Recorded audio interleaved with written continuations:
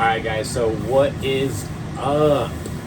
I want to talk to you today about doing your own grain spawn. Okay, so I know my setup is not the best in the world, but it works, and it was designed 2 years ago.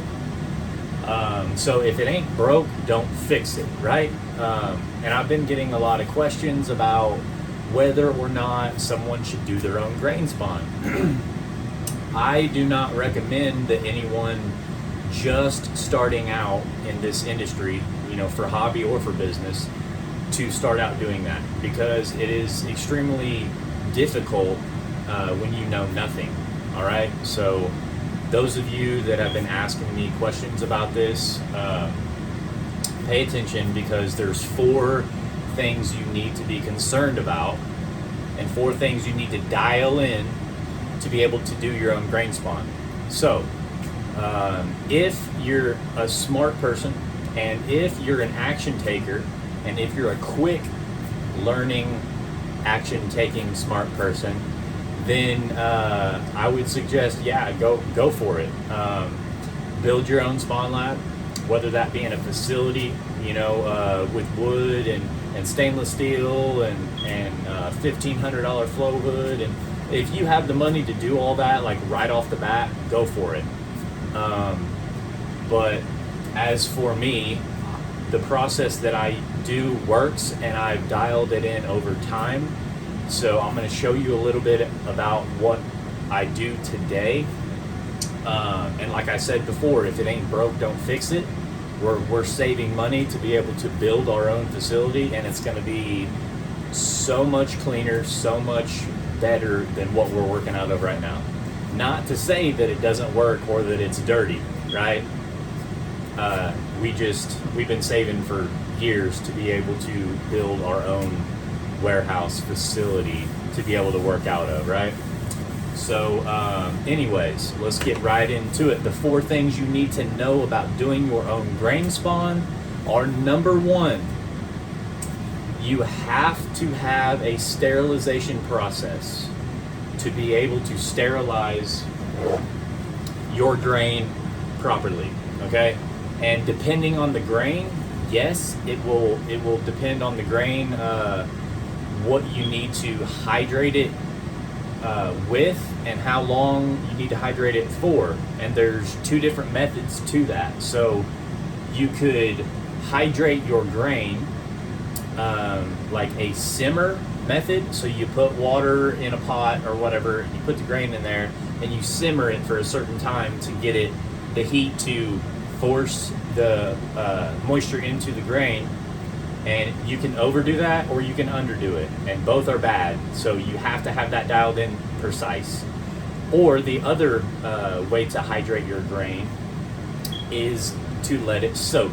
So there's a soak or a simmer method. These are the only 2 that I've found that actually work, but you have to have both of them dialed in, because you can over or under do it, okay? So first, you have to hydrate the grain. We use organic white millet for our main production mushrooms. My morels, I use wheat. So the hard red winter wheat berries. Okay, so that's what I use. Whether that's optimal or not, I don't know. We're gonna find out in the future, but it's working for me right now with the procedure that I have with the morels. But we're talking about specialty mushrooms, that being medicinal, which are functional mushrooms: lion's mane, reishi, turkey tail, all of those, and also the oyster mushrooms that we grow. So we use organic white millet for all of those, okay? Now, like I said, soak or simmer. It's up to you which one you want to use. We do a simmer, and with millet, it's a smaller grain. So with millet, you get more inoculation points per inoculation because it's a smaller grain and you can spread it thinner, okay? And you'll get a faster colonization time in your bags or whatever you're growing in. That's an upside. A downside to millet is if you don't have your hydration method dialed in precise, then you can overdo it or underdo it.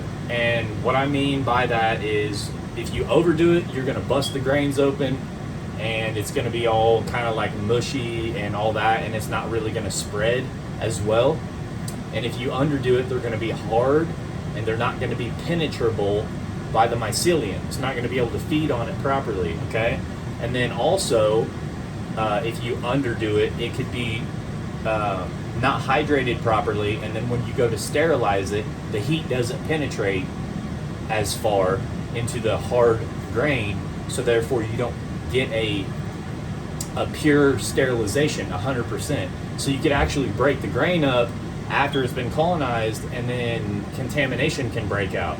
I've had that happen too. So I've been on both sides of the spectrum. I've tried the soak, I've tried the simmer, and I've underdid both and overdid both. But what I stuck with was the millet. What I do is anywhere from 10 to 15 minutes of a simmer on low with millet, okay? And that is, it between 10 and 15 minutes will get you the 50 to 60% moisture content uptake in the grain that you need, okay? I wouldn't go more, I wouldn't go less, 10 to 15 minutes. Each batch is different. That's why I gave you a range to go off of, because there is no specific perfect formula for it. There's a range for everything, okay? Because each batch is different. Each batch of grain comes in and is slightly different than the last. So this one actually, we did 14 minutes and it came out perfect. The last one, I did 13. The time before that was 15.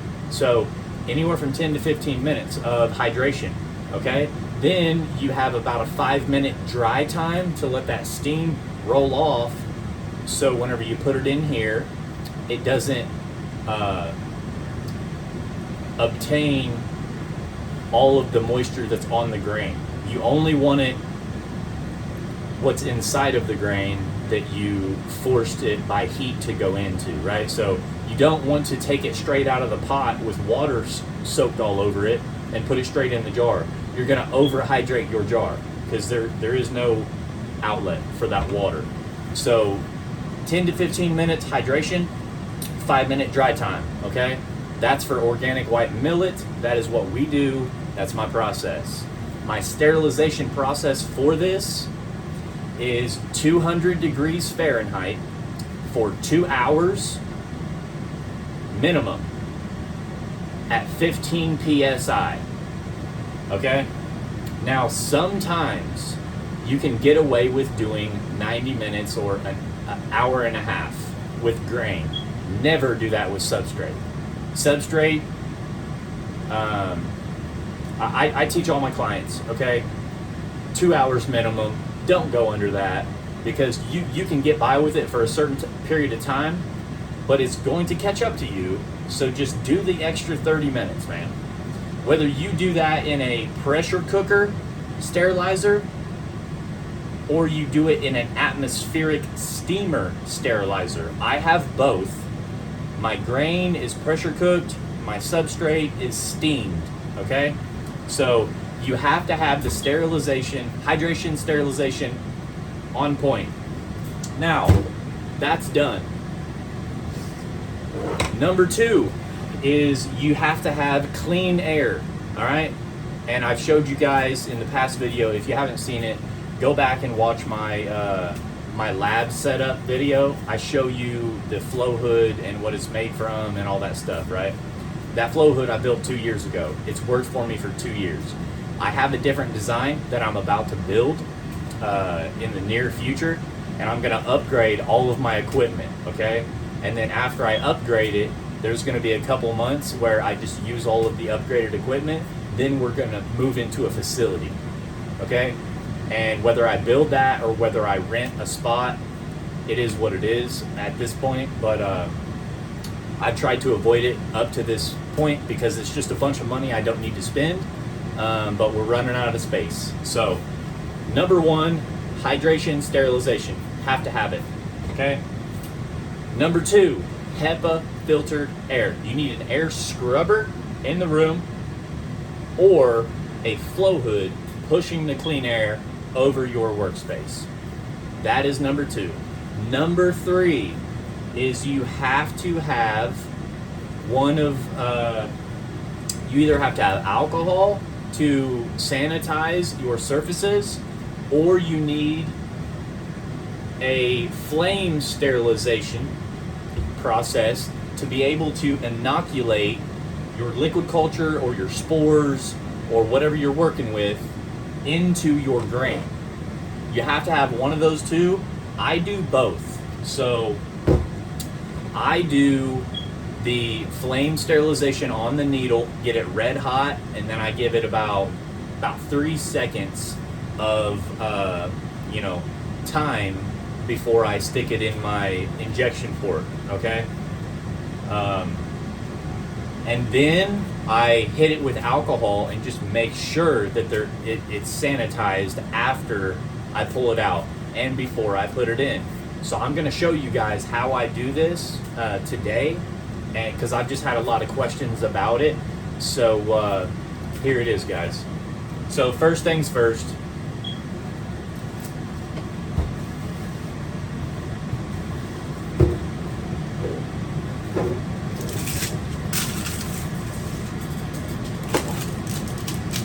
you want to make sure jar lid is on tight, make sure everything is sealed up properly, your injection port is in there, and I have a filter right here. So I just drilled the holes in the cap. I'll make a video about how I did that, but moving forward, there's just a filter right here, 0.2 micron filter, and then a small injection port, okay? And I think that's like 13 millimeter injection port. So you're gonna get your needle, 10 millimeter, open that up in the clean air, lay it down on something that has been sanitized on the surface. The reason I use a paper towel is because it holds a lot of that alcohol in it and it doesn't evaporate very fast, so you're laying it on a soaking wet alcohol surface, all right?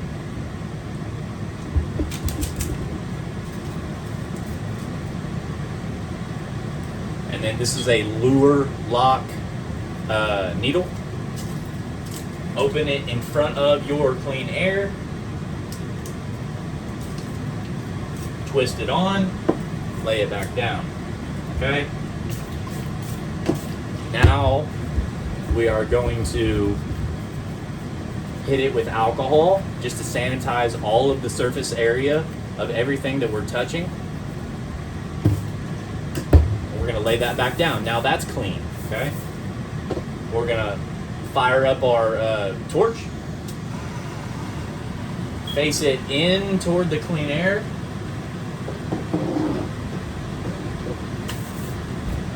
hit our hands real quick since we've touched other things, completely sanitize yourself. And I'm trying to talk this way so I don't get any bacteria or whatever's coming out of my mouth over that way. Okay, jar lid is tight. You're gonna hit it without spraying the filter. Hit it on the top. Sanitize your injection port. Sanitize your entire jar surface, or the lid, the surface of the lid. All right, now put that to evaporate in the clean air. Now your syringe is clean, your jar lid is clean, and the injection port. We have a flame sterilization process we're about to do. Oh, before I forget, your liquid culture. You want to go ahead and hit the injection port and the surface of the lid with the alcohol and just kind of rub it all around.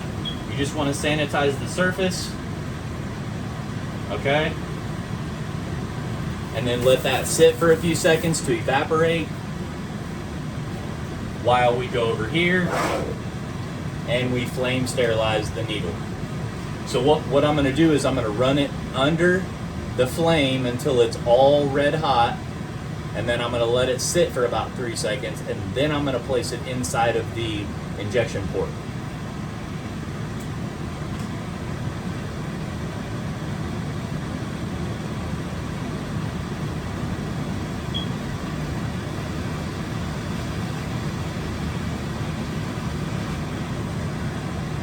Okay, you see that red hot? Just keep it in the clean air and don't talk toward it. Good to go. Go down in there, come up. Okay.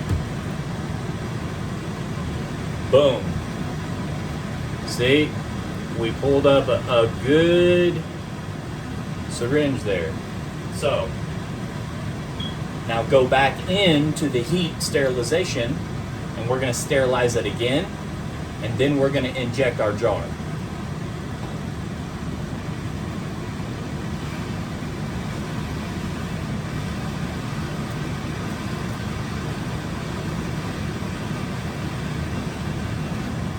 Okay, red hot.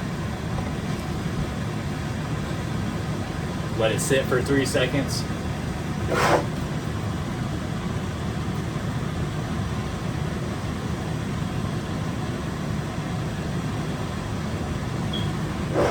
Boom. Now you lay that back down without the needle touching anything. Get your alcohol and you spray the injection port. And you just sanitize it.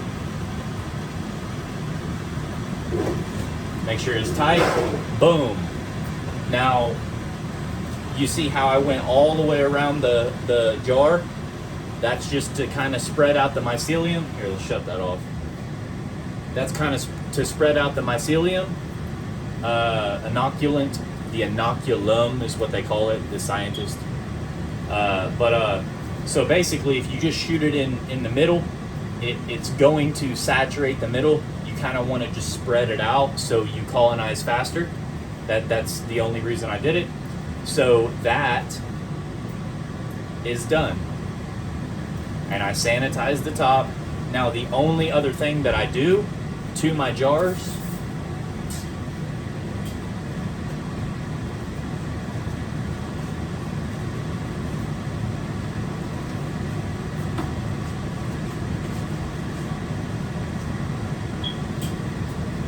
is I parafilm. So I get my parafilm on Amazon. So what you basically do, I just pull off 2 squares, I cut them, and then I cut it up the middle, and I have a little strip, okay? So what I do is I pull that off, throw it away, and I give this one light squirt. Boom. All right, now you got alcohol on there, and I just rub it down and let it evaporate.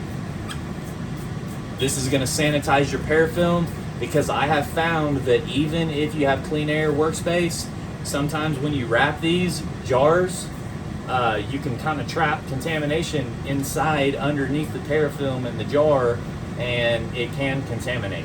So we sanitized it, now we're gonna wrap it.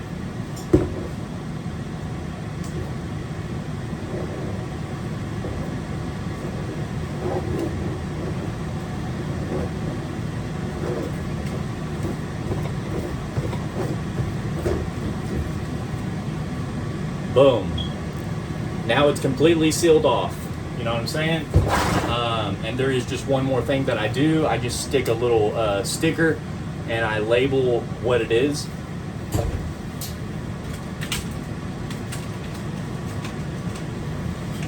And I normally have everything set up. I don't get up from my workspace and touch everything and then come back in and touch all this stuff. I normally have everything set up, so I just sit here and do my work in the clean air, and I don't touch anything without spraying my hands down. But for demonstration purposes today, I will. So,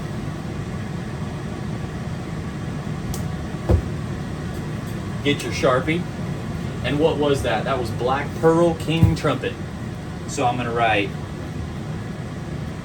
Black Pearl. And then today's date, I believe it's the 17th. So 3/17. And that's all that I write on there. So Black Pearl is what I put in it. And then I put the day that I inoculated it on the actual jar. So I never get these mixed up. And then, boom, it's good to go. Now, usually we do about 6 jars a week, and then I can spread this grain between 4 or 5 substrate blocks from this one jar, depending on how much I have in there, which right now I have about 500 milliliters of grain. So I put 100 milliliters per substrate block whenever I inoculate. So 500 milliliters of grain spawn will hit 5 blocks. So, and then you can actually spread that mycelium farther, and you can hit 10 blocks with every one of those. So you could actually have 50 blocks from one jar. Today is the day that we are ramping up production. So I'm doubling my capacity in which that I grow, because the winter is over and we are preparing to go to farmers markets and restaurant contracts. So that is the reason I have so many jars up here. So if you count those, it's 12 jars. So 12 times 5 is 60, all right? And then each one of those substrate spawn blocks will actually be 10 more substrate spawn blocks. So, in essence, what I'm saying is I could potentially have 600 blocks from the 60 substrate blocks times the 10. So I could have 600, but what I'm going to do is spread that out to where I don't have to do as much grain spawn and spend so much money doing this. I will take the grain spawn, put it into substrate spawn, and then I'll spread the substrate spawn from there and expand it. And you can only do that one time. I would never recommend doing it multiple times to get, say, 1,000 blocks or whatever, or 1,200, whatever. You can only spread it so far before it starts to get weak, and then you will not get the yield that you think that you're going to get. Okay, this is generation 1 grain spawn, all right, because that is generation 1 liquid culture to grain spawn, so it'd be G1 grain spawn. Now what you could do is you could take this grain spawn and inoculate more grain spawn. That would be generation 2, then put it to substrate. But I don't want to do that much grain, so what I do is take the grain, inoculate the substrate, and then expand the substrate there on out. So it would be generation 2 substrate. So Gen 1 to Gen 1 grain, and then to Gen 1 substrate. And you could stay right there. You could do that. I did that for a long time. But I figured out that you can maximize your output by just making 10 blocks from one of the substrate. And you can only spread it out one time before you're going to run into problems. Contamination or a low yielding harvest. So you can only spread it to a Gen 2. All right? So make sure you guys don't try to spread this more than just 2 generations, because it will hurt you if you do that.